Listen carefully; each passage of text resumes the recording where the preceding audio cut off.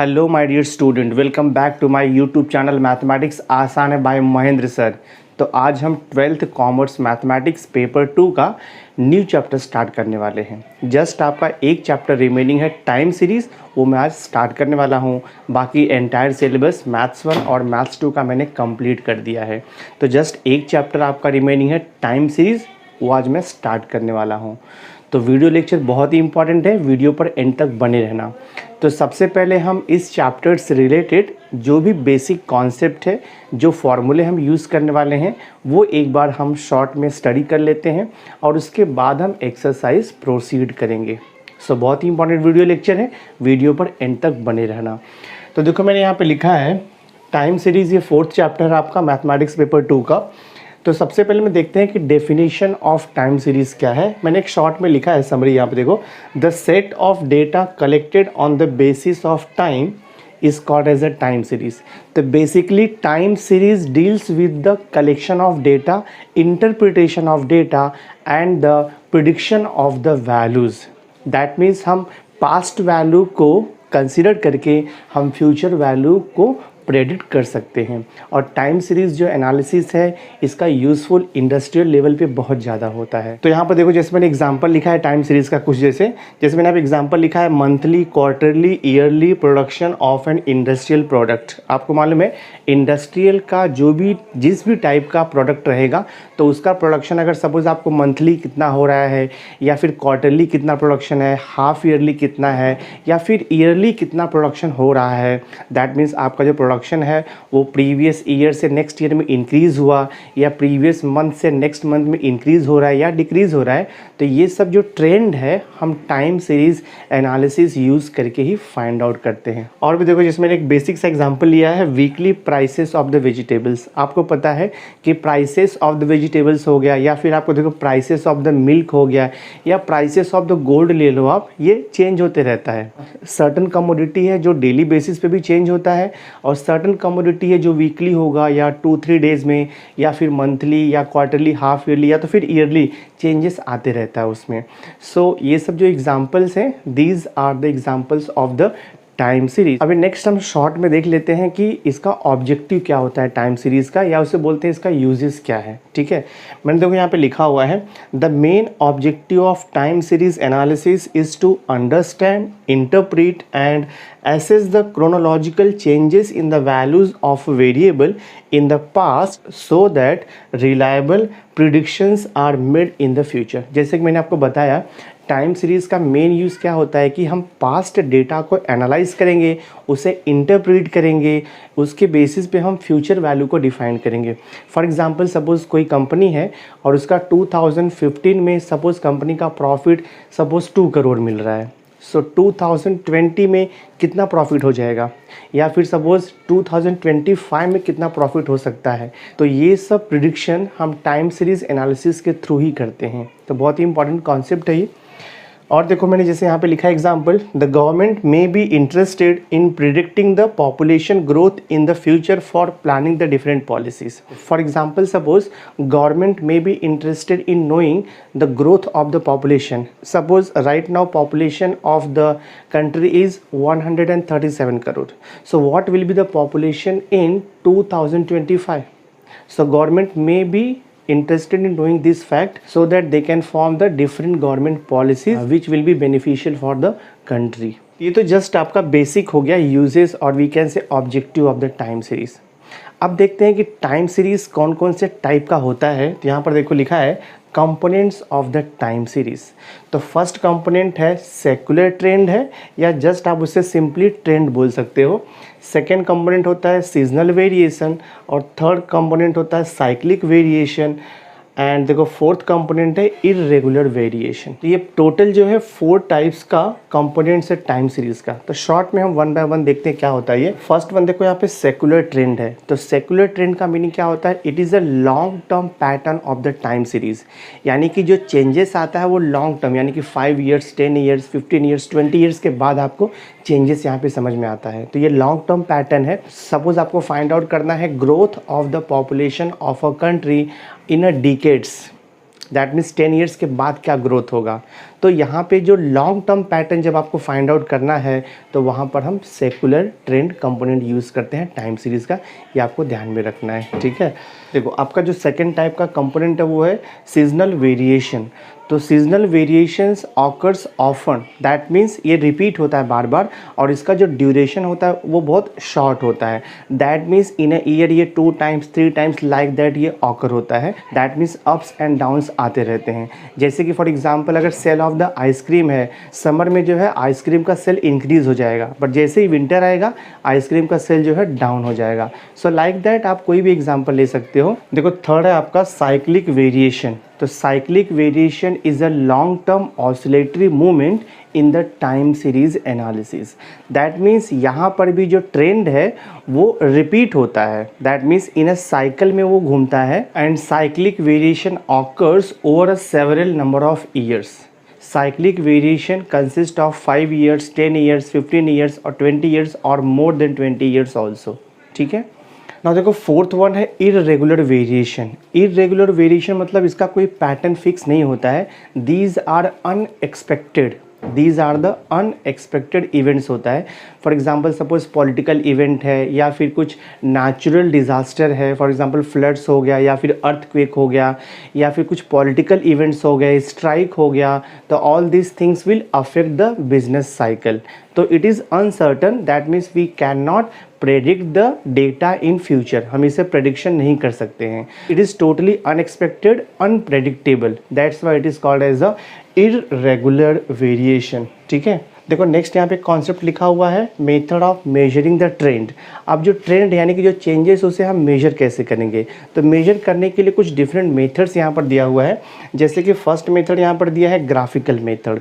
Graphical method use करके हम time series data analysis कर सकते हैं, यानी कि हम ट्रेंड वैल्यूज़ फाइंड आउट कर सकते हैं, यानी कि हम फ्यूचर का प्रेडिक्शन कर सकते हैं डेटा का, ठीक है। सेकंड देखो ऐसे मेथड आपका मूविंग एवरेज मेथड।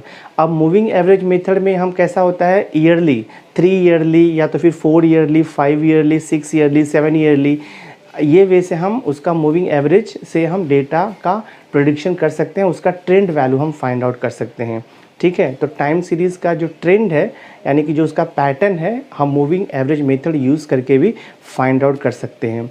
अब डिफरेंट टाइप्स के मूविंग एवरेज हो जाएगा, 2 ईयरली होता है, 3 yearly, 4 yearly, 5 yearly, 6 yearly, like that different types का मूविंग एवरेज होता है।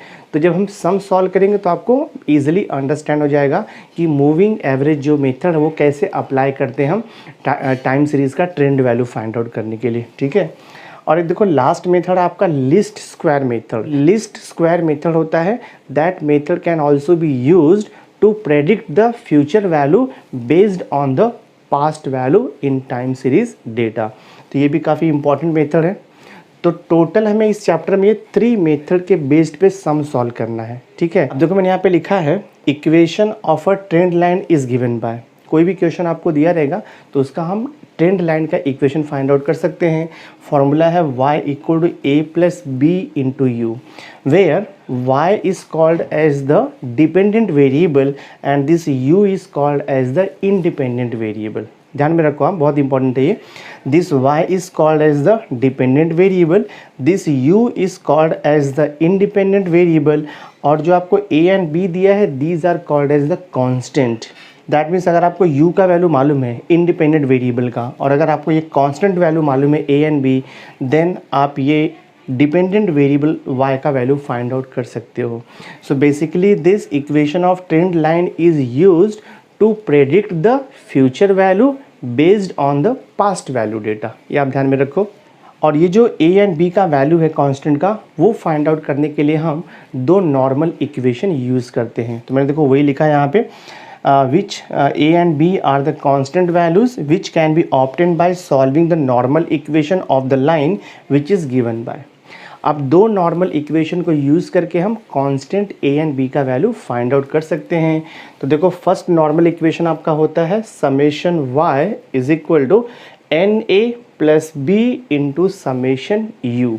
अब यहाँ पर y क्या रहेगा आपको मालूम है, y का टोटल रहेगा, ठीक है। समेशन y मीन्स y का टोटल, n मीन्स क्या रहेगा आपका नंबर ऑफ पीरियड रहेगा, a एंड b कांस्टेंट है आपका, और ये समेशन यू, तो समेशन यू मीन्स ये जो यू वेरिएबल है इसका टोटल रहेगा, ठीक है। सेकेंड नॉर्मल इक्वेशन होता है, देखो summation u y is equal to a into summation u plus b into summation u square. तो ये दो नॉर्मल इक्वेशन यूज़ करके हम कांस्टेंट ए एंड बी का वैल्यू फाइंड आउट करते हैं, और अगर आपको यू का वैल्यू पता है तो आप वाई का वैल्यू प्रेडिक्ट कर सकते हो, यानी कि फाइंड आउट एस्टिमेट कर सकते हो, ठीक है। ये तो हो गया आपका नॉर्मल इक्वेशन। अब देखो यहाँ पे कुछ कंडीशन लिखा है वेयर एन इज़ ऑड। अब जो नंबर ऑफ पीरियड है वो ऑड भी हो सकता है और इवन भी हो सकता है, जैसे कि 4 हो गया, 6 हो गया, 8 हो गया, 10, 12, ये सब क्या है, इवन नंबर ऑफ पीरियड्स है। 3 है, 5 है, 7 है, 9 है, 11 है, 13 है, these are the odd number of periods. तो यहाँ पे कंडीशन है if n is odd that means number of period is odd. तो u कैसे फाइंड आउट करते हैं, देखो फॉर्मूला है t माइनस, t मतलब time, t minus middle most value of t divide by h, ठीक है। एंड सेकेंड कंडीशन है if n is even that means number of period is an even number. तो u कैसे find out करेंगे, t minus mean of the middle to values of t divide by h। And what is h here? h is called as the interval in time. Suppose year है 1920 है, फिर 1921 है, 1922 है, 1923 है, तो interval क्या आएगा यहाँ पे h, 1 ईयर का गैप हो रहा है ना, तो इंटरवल आपका 1 आएगा यहाँ पे। देखो ये मैंने आपको बेसिक कॉन्सेप्ट बता दिया है। अब जो आपका क्वेश्चन है, यानी कि जो एक्सरसाइज 4.1 है, 1 एक्सरसाइज है, और जो एक्सरसाइज 4.1 है उसमें हम जो क्वेश्चन सॉल्व करने वाले हैं बेसिकली ये तीनों मेथड पे बेस्ड हैं। एक तो आपको ग्राफिकल मेथड यूज़ करके सम्स को सॉल्व करना होगा, सेकंड है मूविंग एवरेज मेथड यूज़ करके सम्स को सॉल्व कर सकते हैं हम लोग, यानी कि उसका ट्रेंड वैल्यू फाइंड आउट कर सकते हैं। सॉल्व करना मतलब क्या हो गया, टाइम सीरीज डेटा को उसका हमें ट्रेंड वैल्यू फाइंड आउट करना होता है। और थर्ड देखो list square method. So these three methods are used to find the trend values in a time series analysis, ठीक है। तो बेसिकली हम ये 3 मेथड्स के ऊपर एक्सरसाइज 4.1 के जितने भी क्वेश्चन दिए हैं वो हम सॉल्व करेंगे। तो अब मैं स्टार्ट करूँगा एक्सरसाइज 4.1। आपको इजीली ये कॉन्सेप्ट समझ में आ जाएगा। बहुत ही सिंपल सा चैप्टर है, बट इसमें कैलकुलेशन ज़्यादा है, वो थोड़ा आपको प्रैक्टिस करने होंगे। नाउ सी एक्सरसाइज 4.1 देखो हम स्टार्ट करते हैं अभी। एक्सरसाइज 4.1 का देखो फर्स्ट क्वेश्चन आपको दिया है, fit a trend line by the graphical method to the given data. जैसे कि मैंने आपको बताया कि टाइम सीरीज एक्सरसाइज 4.1 में 3 टाइप्स के क्वेश्चन हमें सॉल्व करना है। फर्स्ट टाइप का क्वेश्चन है ग्राफिकल मेथड से हमें ट्रेंड लाइन ड्रॉ करना होगा। सेकेंड है हमें लिस्ट स्क्वायर मेथड यूज़ करके ट्रेंड वैल्यूज़ फाइंड आउट करना होगा। और थर्ड मेथड है हमें मूविंग एवरेज मेथड यूज़ करके भी ट्रेंड वैल्यू या फिर ट्रेंड लाइन हमें ड्रॉ करना होता है। तो हमें ग्राफिकल मेथड से ट्रेंड लाइन ड्रॉ करना है। तो ग्राफिकल मेथड से ट्रेंड लाइन ड्रॉ करने के लिए जस्ट एक चीज़ आप ध्यान में रखो कि जो आपको ईयर दिया रहेगा, यानी कि जो टी है टाइम ड्यूरेशन, जो ईयर आपको दिया है उसे ऑलवेज हम एक्स एक्सिस पे लेंगे, और जो आपको प्रोडक्शन दिया रहेगा दैट मीन्स वाई दिया रहेगा उसे हम वाई एक्सिस पे कंसीडर करेंगे। तो जस्ट आपको ग्राफ बना करके वहाँ से ट्रेंड लाइन आपको दिखा देना है। तो मैंने देखो यहाँ पे ग्राफ मैंने एक्स एक्सिस ले लिया है और मैंने यहाँ पे वाई एक्सिस ले लिया है। देखो एक्स एक्सिस पे मैंने क्या लिया है, ईयर, टाइम ले लिया मैंने ईयर।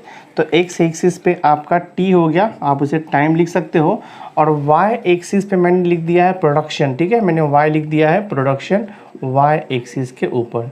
अब हम यहाँ पे पॉइंट्स को प्लॉट करेंगे। देखो corresponding to the year 1962, corresponding to the year 1962 production is 0। तो 1962 का प्रोडक्शन 0 है, तो यहाँ पे कोई भी पॉइंट नहीं लिखना है आपको। 1963 का प्रोडक्शन कितना है, 0, तो 963 पे भी कोई पॉइंट नहीं आएगा।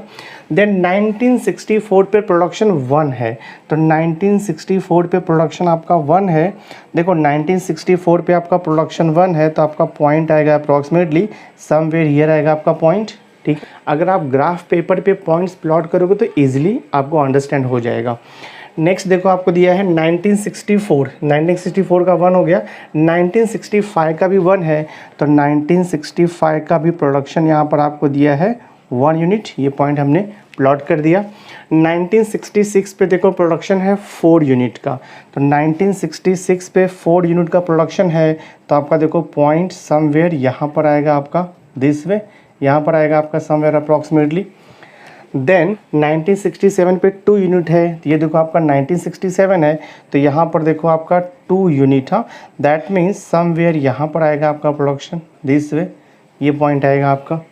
नेक्स्ट है देखो 1968 पे अगेन देखो यहाँ पे 4 यूनिट दिया है, तो 1968 देखो यहाँ पर हो गया, तो 1968 पे 4 यूनिट देखो आपका यहाँ पर जाएगा, ठीक है। 1968 पे ये हो गया आपका 4 यूनिट। नेक्स्ट आपको दिया है 1969, तो 1969 पे दिया है 9 यूनिट, तो ये 1969 है और इस पर आपको दिया है कितना 9 यूनिट, तो समवेयर यहाँ पर आएगा देखो 1969 पर है 9 यूनिट, तो देखो आपका 9 यूनिट समवेयर यहाँ पर जाएगा, ऊपर जाएगा आपका 9 यूनिट, तो 1967 पे आप 9 यूनिट यहाँ पर आप देखो पॉइंट को प्लॉट करोगे, ठीक है। तो हमने 1969 पे कितना प्लॉट किया, देखो यहाँ पे 9 यूनिट प्लॉट किया है। नेक्स्ट क्या देखो आपको दिया है 1917 पे 7 यूनिट है, 1970 पे 7 यूनिट, तो देखो आपका 1970 यहाँ पर है और 7 यूनिट देखो आपको यहाँ पर आएगा, तो 1970 पे 7 यूनिट्स, तो आप यहाँ पर पॉइंट प्लॉट कर दो दिस वे, ठीक है।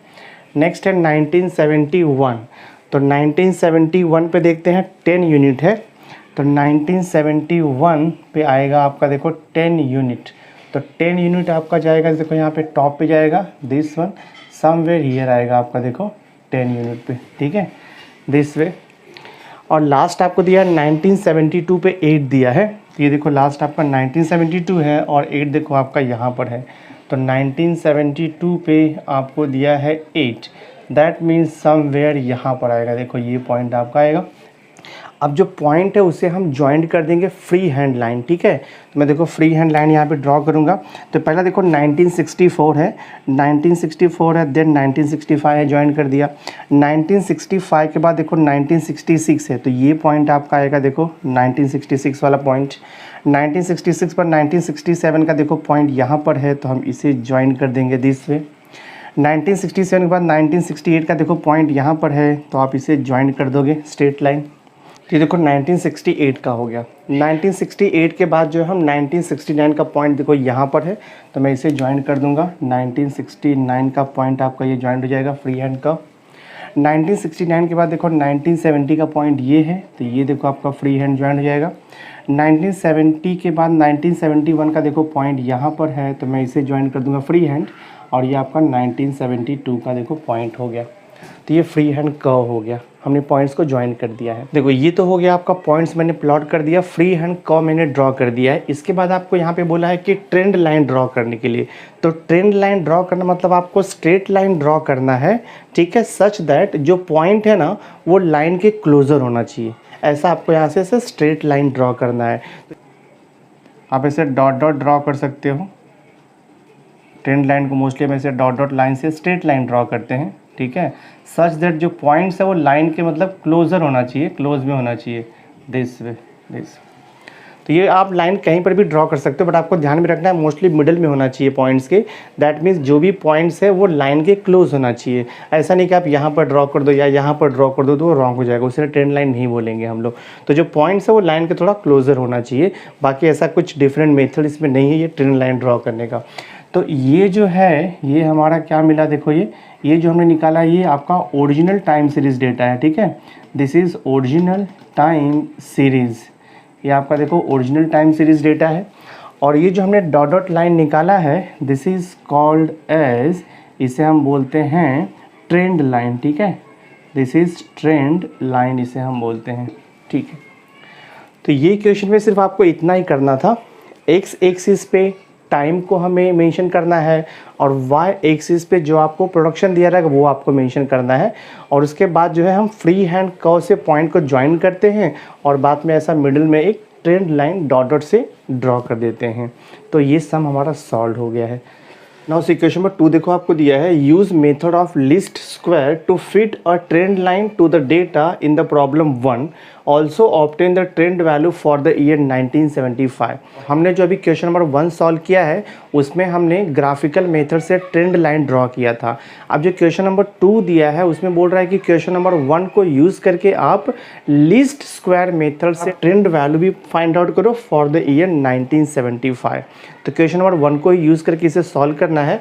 तो देखो मैंने क्वेश्चन नंबर 1 का डेटा मैंने लिख दिया है।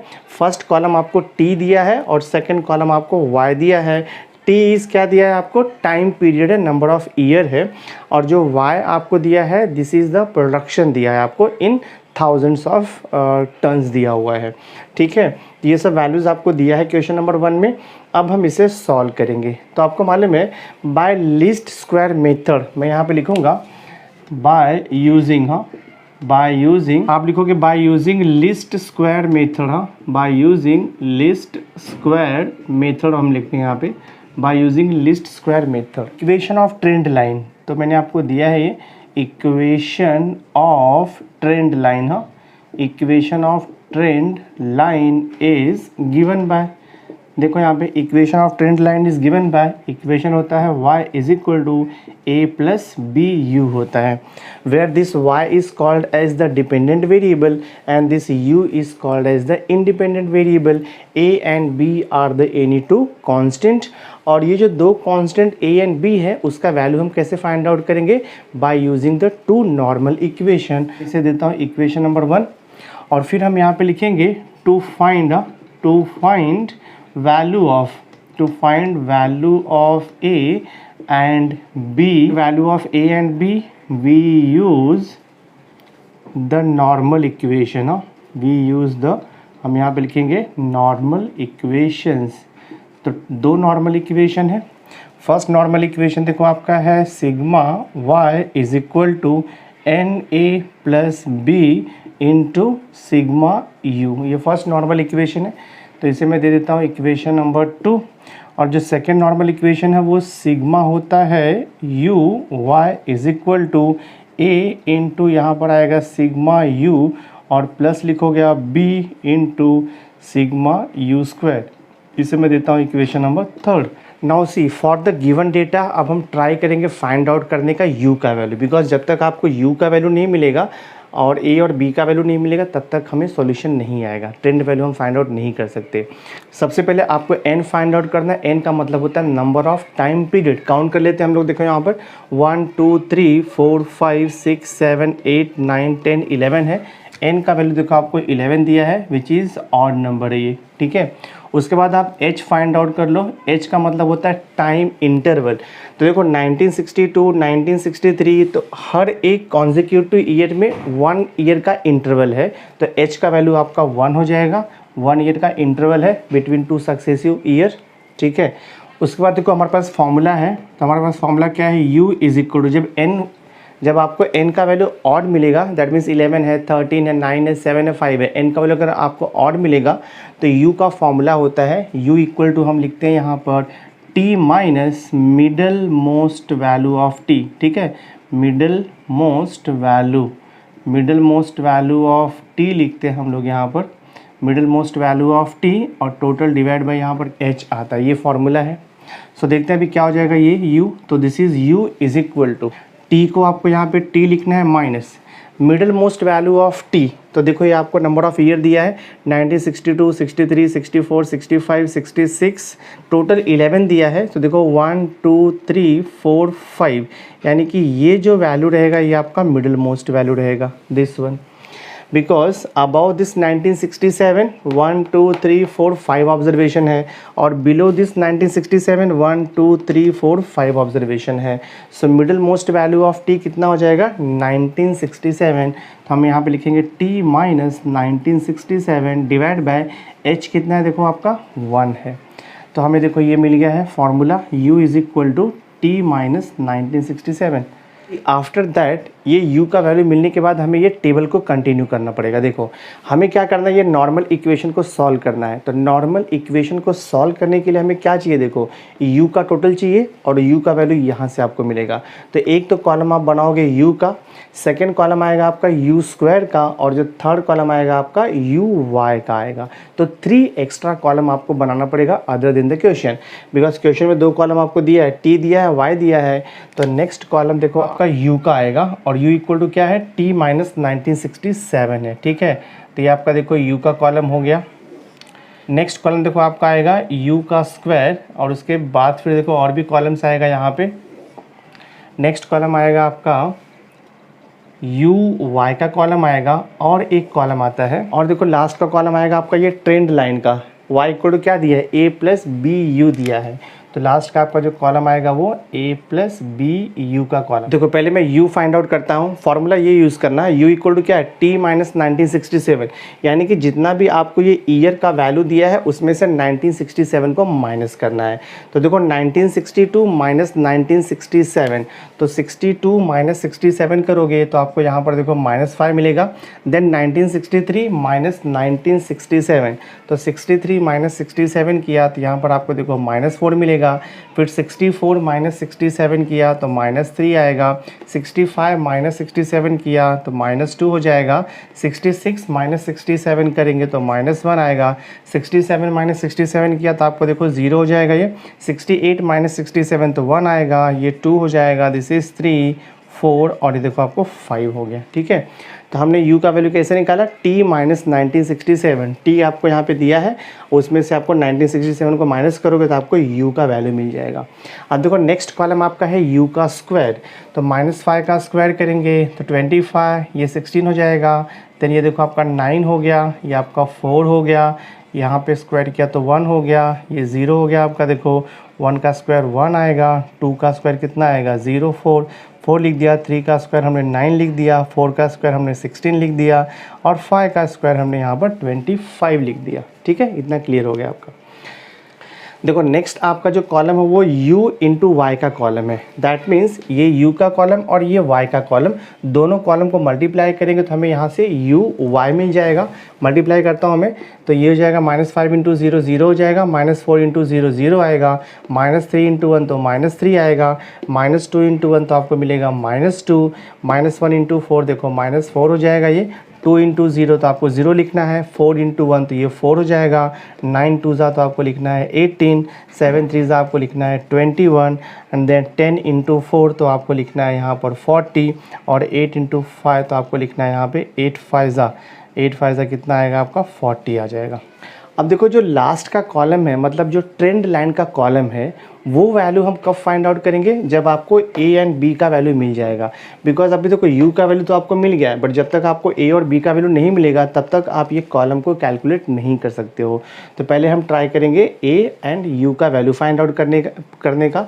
तो मैं पहले यहाँ पर देखो टोटल्स लूँगा, तो हम y का टोटल लेंगे। हाँ, तो मैं टेबल से लिखता हूँ यहाँ पर सिग्मा y, देखते कितना आता है।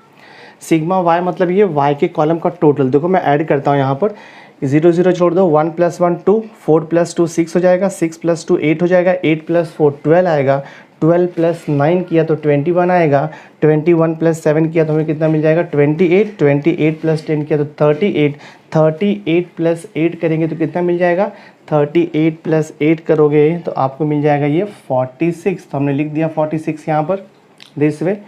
नेक्स्ट अभी हमें क्या चाहिए, देखो यहाँ पे नॉर्मल इक्वेशन में हमने y का टोटल निकाल दिया है।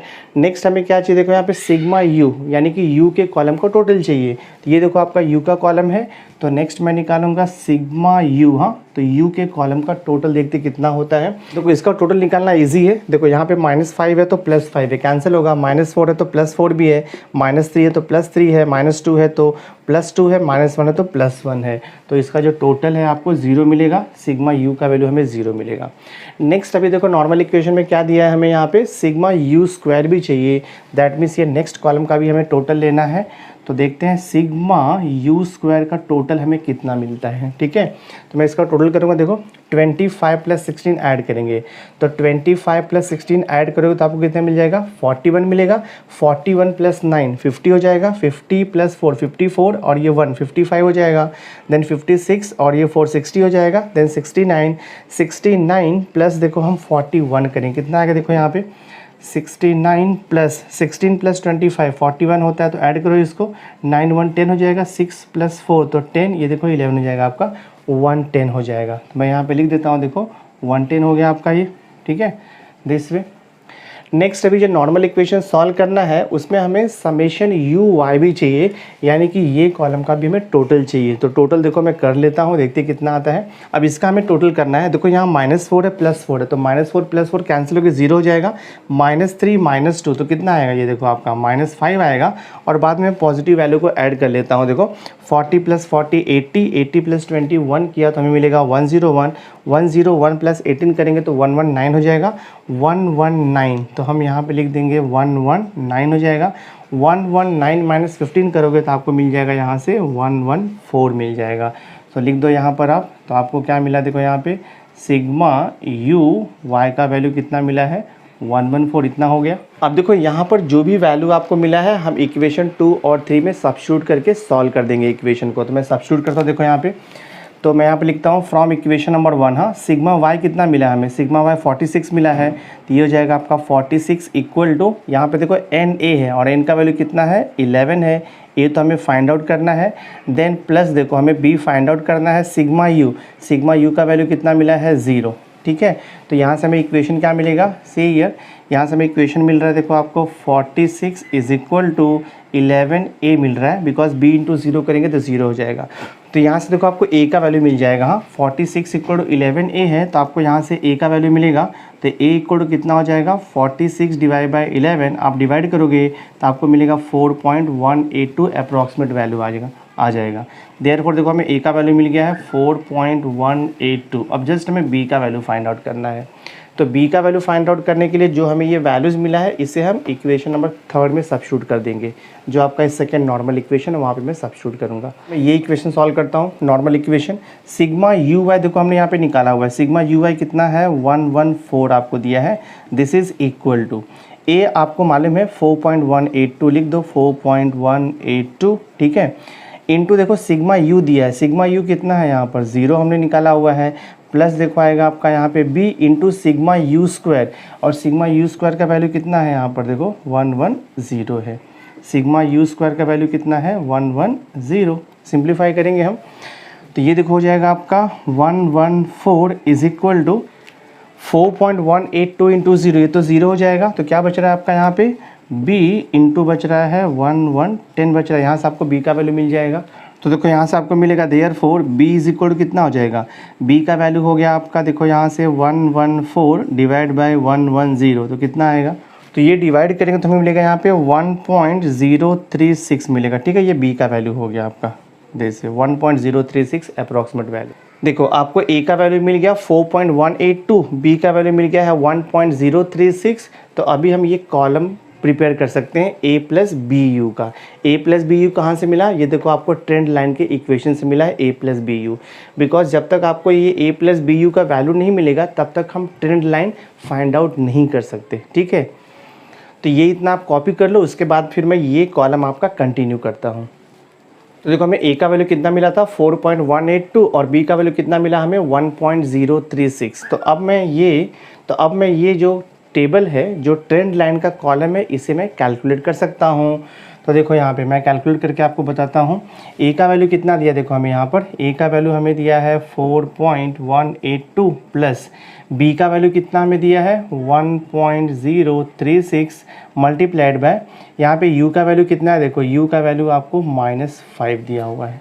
ठीक है, तो ये सिंप्लीफिकेशन हम करेंगे यहाँ से। तो देखो मैं आपको ये सिंप्लीफाई करके बताऊंगा। This is equal to 4.182 plus minus तो माइनस हो जाएगा, 1.036 इंटू 5 करूँगा मैं, 5 6 30, 5 3 कितना हो जाएगा 15, 15 और 3 कितना हो जाएगा ये 18, 500 यहाँ पे 1 आएगा और यहाँ पर देखो आपका 5 1 5, दैट मीन्स 5.180 आएगा मल्टीप्लाई करने पे।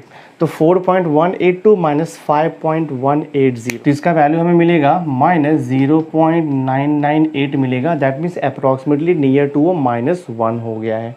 ठीक है, नेक्स्ट वैल्यू में सेम ऐसे ही फाइंड आउट करूँगा। देखो यहाँ पे ए का वैल्यू आपका फिक्स है 4.182 प्लस ये बी का वैल्यू फिक्स है 1.036। जस्ट आपको चेंज करना है यू का वैल्यू, और यू का वैल्यू आपको देखो कॉलम में दिया है, तो यहाँ पर आपको -4 दिया हुआ है। दिस इज इक्वल टू, तो ये 4.182 माइनस प्लस माइनस माइनस हो जाएगा। देखो मैं इसको मल्टीप्लाई करता हूँ, 1.036 मल्टीप्लाइड बाई 4, हाँ तो 4 6 कितना हो जाएगा आपका 24 हो जाएगा। देन 4 3 12, 12 और 2 तो 14 हो जाएगा। फिर 4 0 0 तो 1 आएगा यहाँ पे, 4 1 4, तो आपको मिलेगा 4.144। तो इसका वैल्यू हमें मिलेगा 0.038 मिलेगा आपको अप्रॉक्सीमेटली। सेम वे देखो मैं नेक्स्ट वैल्यू फाइंड आउट करूँगा। नेक्स्ट वैल्यू आपको देखो यहाँ पे आएगा, ए का वैल्यू तो फिक्स है 4.182 प्लस ये बी का वैल्यू फिक्स है 1.036, और यहाँ पे u का वैल्यू कितना दिया देखो, करस्पॉन्डिंग u का वैल्यू आपको -3 दिया है।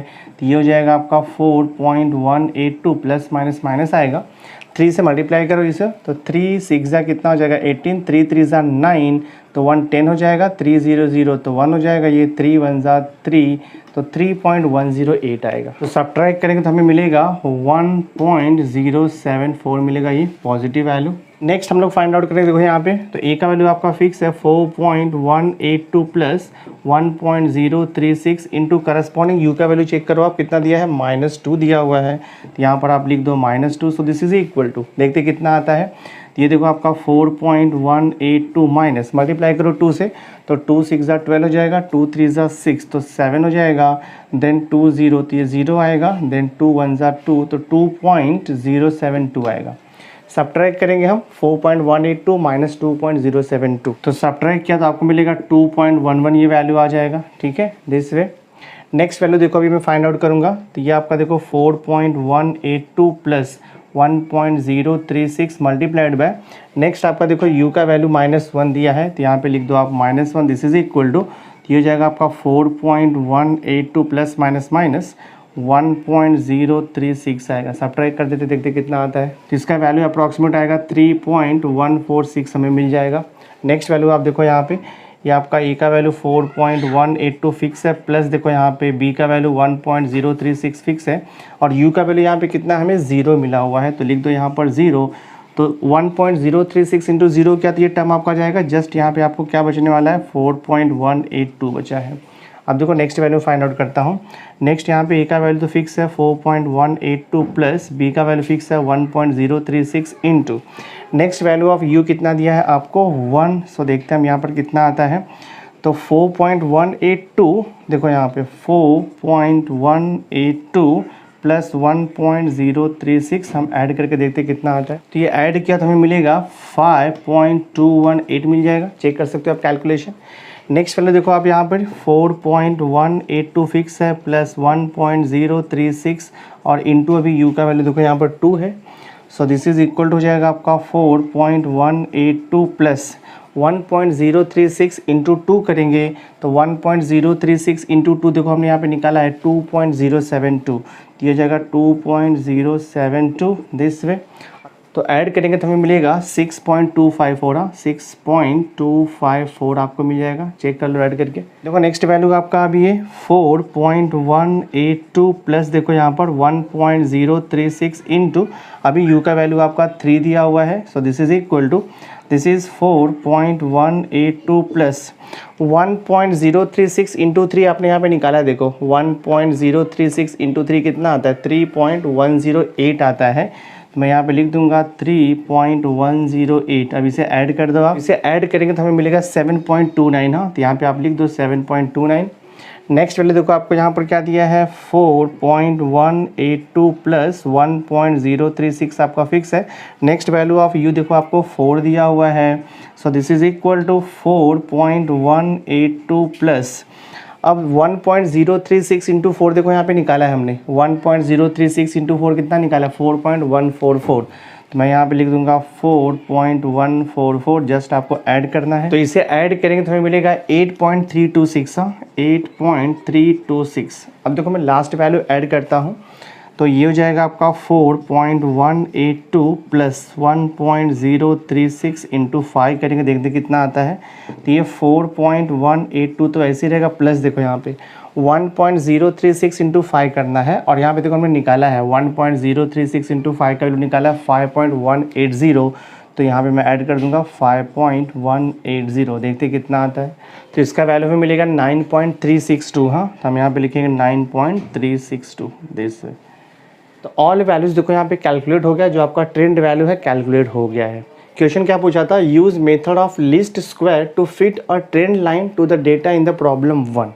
तो हमने देखो ये जो वैल्यू निकाला है ना, a प्लस बी यू का जो लास्ट कॉलम का वैल्यू जो हमने निकाला है, these values are called as the trend value, इसको ही हम ट्रेंड वैल्यू बोलते हैं। तो ये पार्ट तो हमारा सॉल्व हो गया फर्स्ट पार्ट। सेकेंड पार्ट आपको पूछ रहा है, देखो also obtain the trend value for the year 1975। तो यहाँ पर जो हमने ट्रेंड वैल्यू निकाला है 1962 से लेकर के 1972 के लिए, ये सब आपको ट्रेंड वैल्यू है, बट हमें 1975 का ट्रेंड वैल्यू चाहिए।